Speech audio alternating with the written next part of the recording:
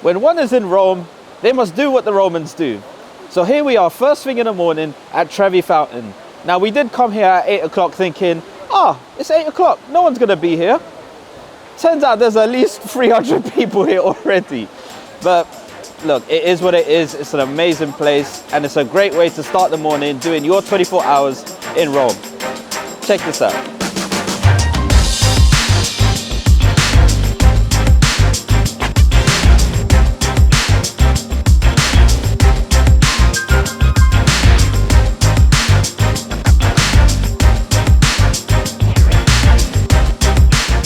Time for breakfast, and for your fix of an Italian elixir in the form of a coffee, Roscioli Cafe is the place to be, with fresh patisserie, bakery. I've got a brownie for myself, a cappuccino for me, and for the ever so cultured Mr. Mo, a little green tea over there. But this one does the trick, no more than 10 to 15 euros at the most for your breakfast, and this would be the perfect way to start your day.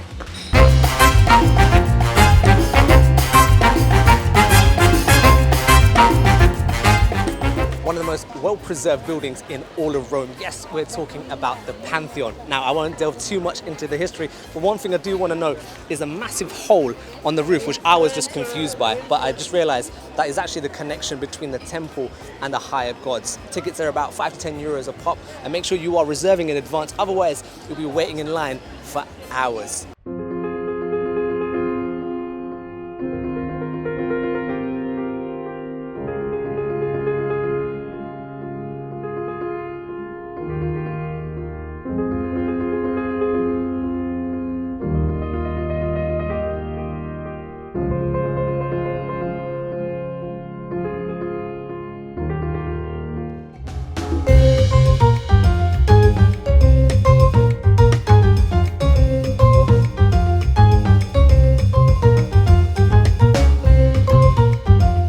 Okay, Ristorante Colosseum, cutely named as Luzzi. This is popping. It's a family kind of vibe over here. And you know, there's 3 things we have to try when we're here in Italy: pizza, pasta, and gelato. And here, ticking off a bucket list: a pizza. We've got here a prosciutto, a fungi, otherwise known as ham and mushroom. We've got the mozzarella over here. Let's just get cracking and take it from there. Has this got my seal of approval? Fuck yes.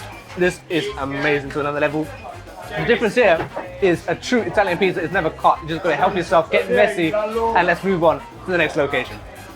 Did you even come to Rome if you didn't visit the Colosseum?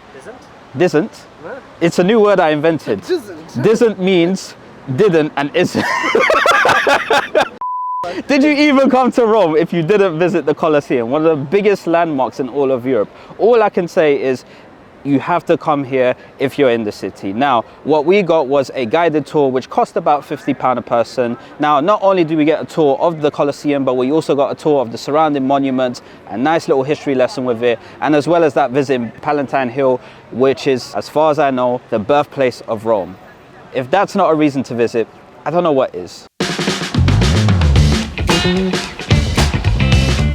All right, people, we are in another country. We are in Vatican City. Yes, this place is classed as another country within Rome itself. Now, we're here to do a tour of the Sistine Chapel and of the museum. We're literally outside the St. Peter's Basilica. We didn't get time to do it, but all I can say is we had time to do the tour for the Sistine Chapel and the Vatican Museum. Now, what is the Sistine Chapel? It's basically Michelangelo's best work. And if you want to take a trip through time, that is a must to do when you're here in Vatican City. You can spend all day here. Prices for the Sistine Chapel and the museum is about £60 a person, and what you get with it is a fast track to get your tickets, and at the same time you're literally free to roam as much as you want and explore for as long as you like.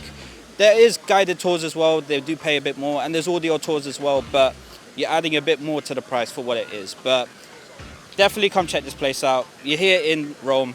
Enjoy the day. Let's go.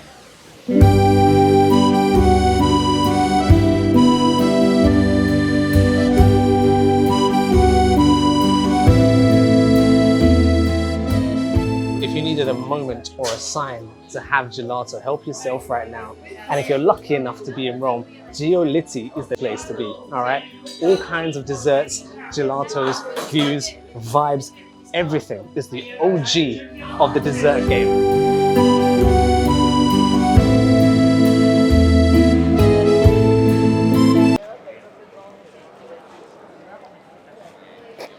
Why did you stop? Why did you film? These are the questions that the Romans ponder.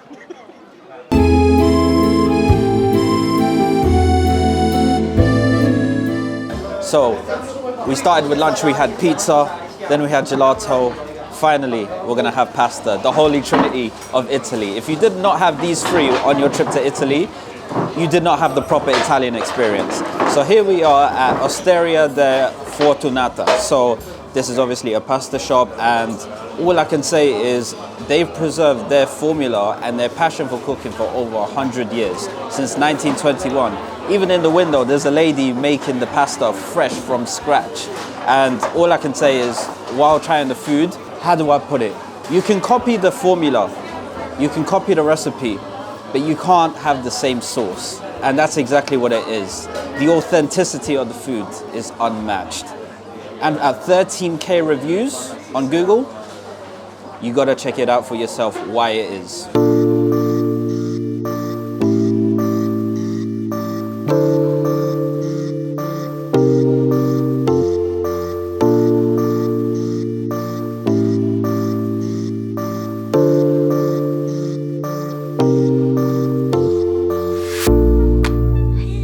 For the final location to end off the perfect night in Rome, we're here at Drink Pong. Think of this bar as a mix of Japanese culture infused with a cyberpunk theme. As you can see as I'm talking, a vast variety of drinks and ingredients, but more so about the emotions that you're feeling is what the drinks that you would actually get here. So as an example, I'll read it out to you.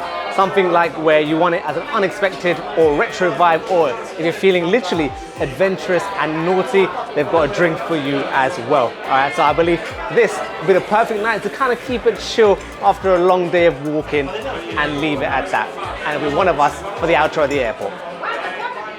And with that, we're here back in London. Hopefully you guys have enjoyed that episode of 24 Hours in Rome, showing you guys all kinds of love in the form of pasta, gelato, pizza, coffee. Just Rome just provides and provides. So if there's another destination you'd love us for you to show you, as always, put it down in the comments below. As always, don't forget to like, subscribe, comment, and smash the notification bell. That being said, 3 Man Abroad out, and peace.